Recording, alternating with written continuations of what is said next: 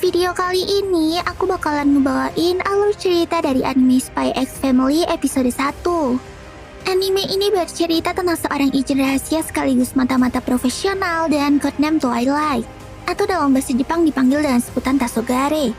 Terus suatu hari, Twilight mendapatkan misi khusus yang mengharuskan dirinya untuk mempunyai seorang anak dalam waktu seminggu. Akhirnya, Twilight pun terpaksa mengadopsi anak dari panti asuhan.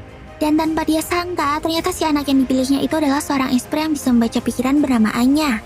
Ya bisa dibilang dia tuh mirip kayak anak indigo gitu deh. Hehehe. Terus berhasil ke Twilight menjalankan misinya dan sukses? Oke deh, gak usah lama-lama lagi. Yuk langsung aja kita rebahan dan nikmati ceritanya. Tapi jangan lupa buat subscribe, like, dan komennya di channel ini. Biar aku makin semangat buat bikin konten. Thank you, Mina. Di awal video, kita ditunjukin para petinggi negara Westalis yang sedang rapat darurat karena duta besar mereka tiba-tiba meninggal akibat kecelakaan di Ostania. Kayaknya mereka yakin kalau kejadian itu disabotase oleh para ekstremis sayap kanan dari negara Ostania Timur. Sepertinya negara Ostania emang berencana untuk melakukan perang dengan Westalis. Tapi negara Westalis nggak mau hal itu terjadi. Dan mereka pun berusaha untuk mencegah hal itu dengan cara apapun. Akhirnya, mereka pun memutuskan untuk mengirimkan mata-mata paling jago untuk mencegah peperangan itu. Kita serahkan tugas ini kepada Twilight. Dia adalah agen kita yang paling terampil, ucap salah satu orang di sana. Ternyata Twilight ini baru aja nuntasin misinya. Twilight telah berhasil mengamankan foto memalukan dari Menteri Luar Negeri negara Ostania dengan cara menyamar menjadi om-om jahat yang harusnya mendapatkan foto itu dari paparazzi. Rupanya om-om itu menyewa paparazzi untuk mendapatkan foto rambut Menlu yang botak dan berencana untuk menjatuhkan reputasi Menlu itu. Dan ternyata si Twilight ini berhasil mendapatkan info tentang om-om jahat itu dengan cara mendekati putrinya yang bernama Karen. Setelah misinya berhasil, Twilight pun langsung mencampakkan Karen begitu saja. Lalu setelah itu, Twilight kembali mendapatkan pesan rahasia yang ngasih tahu tentang misi terbarunya. Kali ini targetnya adalah Ketua Partai Persatuan Nasional yang bernama Donovan Desmond. Dia merupakan orang berbahaya yang mengancam perdamaian negeri Barat dan Timur. Dan tugas Twilight pada misi kali ini adalah mengawasi gerak-geriknya dan mencoba untuk mendekatinya. Namun hal pertama yang harus dia lakukan untuk misi ini adalah menikah dan membuat anak. Sebab Desmond adalah orang yang sangat waspada dan jarang menampakkan dirinya kepada publik. Satu-satunya cara untuk mendeketin Desmond adalah di acara perkumpulan sekolah anaknya yang diadakan secara berkala. Acara tersebut juga telah menjadi ajang pertemuan tak resmi dari para tokoh politikus dunia. Maka dari itulah, si Twilight ini harus mendaftarin anaknya buat sekolah di sana agar dia bisa menyusup ke acara itu. Sedangkan tanggal pendaftaran sekolahnya udah semakin dekat. Si Twilight cuma punya waktu 1 minggu buat bikin anak. Saat itu juga, si Twilight ini pun langsung kesel dan ngerobek koran yang dibacanya itu. Dah gila, mana bisa bikin anak dalam seminggu? Teriak Twilight dengan jengkel. Sontak orang-orang yang ada di kereta itu pun langsung kaget dengan kata-kata Twilight itu. Tapi si Twilightnya langsung kembali cool dan ngelanjutin ngebaca misinya. Rupanya misi yang disebut sebagai Operation Streak itu adalah misi rahasia yang sangat penting untuk menjaga perdamaian dunia. Twilight pun tahu kalau jasanya nggak akan ditulis di surat kabar ataupun diumumkan di khalayak ramai. Tapi keberhasilan misi dan pengorbanannya kali ini akan sangat membantu semua orang. Baiklah, aku udah lama membuang identitasku. Sejak menjadi Twilight, aku akan selalu hidup di dalam bayangan, ucap Twilight dan yakin. Akhirnya, dia pun memantapkan niatnya untuk berpura-pura menjadi seorang ayah dan punya anak demi perdamaian dunia. Kemudian, tampaklah Twilight yang lagi lihat-lihat rumah yang mau dia sewa. Pada misi kali ini, Twilight akan berpura-pura menjadi seseorang yang bernama Lloyd Forger yang bekerja sebagai psikolog. Setelah beres masalah rumah, Lloyd pun segera menuju ke panti asuhan untuk mengadopsi seorang anak. Kalau bisa, saya mau anak yang udah bisa baca tulis ya, Pak, ucap Lloyd. Si om penjaga panti pun langsung ngajakin Lloyd buat ketemu gadis kecil yang imut bernama Anya. Kayaknya dia adalah satu-satunya bocil yang udah bisa baca tulis di panti asuhan itu. Bahkan si om panti juga sangat merekomendasikan Anya buat segera diadopsi. Kayaknya si om panti ini gak begitu suka sama kehadiran Anya di tempatnya itu. Cih, dia bocil gak jelas yang bikin gak nyaman, ucap si om dalam hati. Lalu waktu si Anya nyapa Lloyd, dia pun langsung ngebatin kalau umur Anya kayaknya masih 4-5 tahun. Dan belum memenuhi syarat buat daftar di sekolah elit tersebut. 6, kata Anya tiba-tiba kepada Lloyd. Si Lloyd pun kaget. Ternyata usianya Anya udah 6 tahun dan bisa mendaftar di sekolah itu. Jadi kayaknya si Anya ini adalah expert atau anak indigo yang punya kemampuan untuk membaca pikiran orang. Kemudian Anya pun langsung pamer kemampuan sama si Lloyd. Dia nunjukin teka-teki silang yang ada di koran kepada Lloyd dan langsung ngerjain teka-teki itu. Anya terlihat bisa ngerjain soal-soal itu dengan lancar. Tapi sebenarnya si Anya ini tuh cuma nulisin jawaban teka-teki itu yang lagi dibatin sama Lloyd. Wah, kecerdasan yang luar biasa. Kalau gini dia bisa lulus ujian masuk dengan mudah. Batin Lloyd dalam hati. Lloyd pun langsung setuju untuk ngambil Anya sebagai anak adopsinya. Yosh, misi untuk mencari anak udah beres. Batin Lloyd kembali.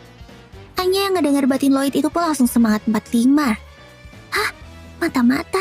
Asik, asik. Batin Anya. Dia pun langsung semangat banget untuk diadopsi sama Lloyd. Dan ternyata kemampuan khususnya si Anya tuh didapatkannya secara kebetulan saat menjadi eksperimen suatu organisasi rahasia. Namun Anya telah berhasil kabur dari tempat penelitian tersebut dan berpindah-pindah untuk mencari perlindungan. Kemudian sesampainya di rumah, Lloyd pun meminta Anya untuk memanggilnya ayah dan mengaku sebagai anak kandungnya jika ada yang nanya. Anya pun langsung paham. Dia juga senang banget dan langsung nonton acara TV tentang mata-mata. Anya suka ini, seru-seru, kata Anya. Lloyd pun langsung heran dan ngerasa kalau itu adalah sebuah kebetulan yang aneh. Kemudian Lloyd berencana buat pergi belanja dan nyiapin identitas palsunya Anya. Tapi si Anya yang udah ngerasa excited banget karena diadopsi sama mata-mata langsung berusaha buat ikut. Dia berharap bisa ikut berpetualang sama Lloyd dan ngalamin situasi yang berbahaya. Ikut, berpetualang, teriak Anya sambil meluk kaki Lloyd. Di perjalanan dia pun berusaha buat bersikap senormal mungkin layaknya seorang ayah dan anaknya. Tapi baru sebentar ditinggal mikir, tiba-tiba si Anya udah ketabrak sama orang-orang yang ada di tengah jalan. Ayah, tolong! Teriak Anya. Akhirnya si Lloyd pun ngegandeng tangan Anya biar dia gak nyungsep di dalam kerumunan lagi. Aduh, kalau gini akan sulit untuk melawan musuh dengan sebelah tangan doang. Batin Lloyd. Anya yang bisa ngebaca pikiran Lloyd itu langsung panik saat ngedengar kata musuh. Saat itu juga Anya langsung lepas tangannya dan lari dengan panik. Lloyd pun langsung bingung saat melihat sikapnya Anya. Dia malah ngerasa kalau Anya gak suka dengan sikapnya tersebut. Dan akhirnya Lloyd pun mutusin untuk ngedeketin Anya secara perlahan, supaya rencananya bisa berjalan sukses. Tapi lagi-lagi Anya malah bikin ulah waktu dia lagi mau beli sesuatu. Si Anya ini malah salah ngasih uang ke penjualnya. Apa jangan-jangan dia itu sebenarnya bodoh ya? Masa ngasih uang aja bisa salah? Mungkin sebaiknya aku tukar anak lain aja kali ya? Batin Lloyd dalam hati. Anya yang ngedengerin hal itu langsung panik dan merajuk. Hei, jangan buang Anya. Anya janji bakalan jadi anak yang berbakti. Teriak Anya sambil nangis. Saat itu juga orang-orang yang ada di sekitar pun langsung kaget dan ngeliatin mereka berdua dengan tatapan aneh. Lloyd pun langsung panik dan berusaha buat ngebujukin Anya dan ngebeliin dia kacang kesukaannya. Kemudian setelah itu Anya pun kecapean dan ketiduran saat perjalanan pulang. Lalu keesokan harinya Lloyd pun nyuruh Anya buat belajar. Tapi Anya langsung nolak untuk melakukan hal itu. Gak mau, Anya gak mau belajar, teriak Anya. Anya ngerasa kalau dia tuh bisa lulus ujian dengan gampang karena bisa menyontek jawaban peserta lain pakai jurus membaca pikirannya. Akhirnya Lloyd pun kesel dan segera pergi dari rumah buat ngambil dokumen-dokumen persyaratan masuk sekolah Anya. Dan dari intelnya itu, si Lloyd jadi tahu kalau Anya ini udah 4 kali diadopsi dan langsung dikembalikan. Bahkan dia udah pindah panti asuhan sampai 2 kali. Terus saat udah di rumah, si Lloyd ini berencana untuk nyimpen peralatan mata-matanya biar nggak dibuat mainan sama Anya. Bahaya banget kalau bocil itu sampai mainin alat ini. Mending gue kunci aja deh. Batin Lloyd sambil nyebutin kode sandi koper peralatannya itu. Dan nggak disangka, ternyata si Anya ini nguping suara dalam hatinya Lloyd. Dia pun langsung semangat begitu dengar tentang peralatan mata-mata rahasia itu. Besoknya saat Anya sendirian di rumah, dia langsung nyariin koper rahasia punya Lloyd itu dan ngubek-ngubek alat tersebut. Ah, peralatan rahasia, asik, asik, kata Anya sambil mainin alat mata-mata itu. Lalu di markas bos musuh yang dulu nyewa paparazi buat ngambil foto botaknya Menlu Ostania, tiba-tiba mereka mendapatkan sinyal yang nyebutin kalau Twilight telah muncul. Bos musuh itu pun langsung nyuruh anak buahnya untuk mencari sumber sinyal tersebut. Wah, kayaknya ini gara-gara si Anya mainin peralatan mata-mata punya Lloyd deh. Aduh, Anya iseng banget sih. Dan benar aja, saat Lloyd kembali ke rumah, dia ngerasa kalau kamarnya udah dibobol sama seseorang. Setelah menghabisi para penyusup itu, Lloyd akhirnya sadar kalau identitasnya udah ketahuan dan Anya ternyata telah diculik sama mereka. Terus di markas musuh, Anya yang ketangkep sama mereka rencananya bakalan dijadiin alat tuker untuk foto aib Menteri Luar Negeri kemarin. Dan tiba-tiba, kelompok penyusup rumah Lloyd tadi udah kembali sambil ngebawa seorang tawanan. Ini aku udah nangkep Twilight, kata salah seorang bawahannya. Tapi saat bosnya ngecek tawanan itu, ternyata mukanya sama dengan bawahan yang ngebawa dia tadi. Jadi ternyata itu adalah Lloyd yang lagi nyamar. Lloyd pun langsung ngebawa lari Anya dari tempat itu. Setelah sampai di luar, Lloyd pun langsung pura-pura ngajak Anya untuk bermain petak umpet dan nyuruh dia untuk lari ke kantor polisi. Kalau kamu bisa nyerahin ini ke pak polisi di sana, kamu yang menang, kata Lloyd pakai wajah penjahat tadi. Anya yang sebenarnya tahu kalau itu adalah Lloyd pun langsung pura-pura menuruti perintahnya. Setelah melihat Anya pergi dari tempat itu, Lloyd pun langsung balik ke markas penjahat tadi untuk membantai mereka semua. Lloyd juga ngancam bos penjahat itu untuk gak lagi bermain-main dengannya. Kalau nggak mau, maka semua kejahatan dirinya dan putrinya akan diungkap ke publik. Setelah selesai urusannya dengan bos penjahat itu, Lloyd pun langsung keluar dari tempat tersebut. Dan tiba-tiba aja, Anya yang dari tadi bersembunyi di sekitar situ langsung berlari memeluknya. Lloyd pun langsung membohongi Anya lagi. Anya, kok kamu ada di sini? Ayah baru aja mau belanja di sekitar sini. Tapi ternyata tokonya udah tutup, kata si Lloyd berbohong. Anya tuh sebenarnya tahu kalau Lloyd lagi berbohong sama dia. Tapi Anya gak peduli, dia tetap pengen bersama dengan Lloyd. Ayah, barusan aku diajak main petak umpet sama om-om aneh. Anya mau pulang ke rumah Anya dan ayah. Kalau ditinggal nanti Anya nangis, rengek Anya. Lloyd yang kayaknya mulai iba sama Anya itu pun akhirnya luluh dan ngajak Anya untuk kembali ke rumah. Kita kayaknya harus pindah dari rumah yang kemarin. Di sana ada ular berbisa, kata Lloyd. Ayahku seorang pembohong kelas kakap, tapi aku suka.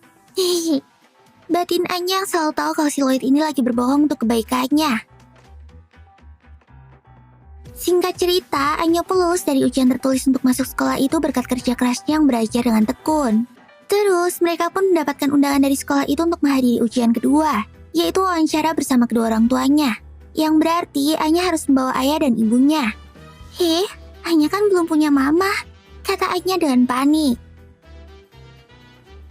Nah, inilah akhir dari Spy X Family episode 1. Lalu, siapakah yang bakalan jadi mamanya Anya? Penasaran kan? Makanya pantengin terus channel Kucing Rebahan Junior dan jangan lupa buat subscribe, like, dan komen di video ini ya. Kalian juga bisa follow sosmed aku dan channel-channelku yang lain. Linknya udah aku taruh di deskripsi. Oke deh, sekian dulu ya videoku kali ini. Semoga bisa menghibur kalian ya. Ja, mata nih, sampai jumpa di video selanjutnya. Bye-bye.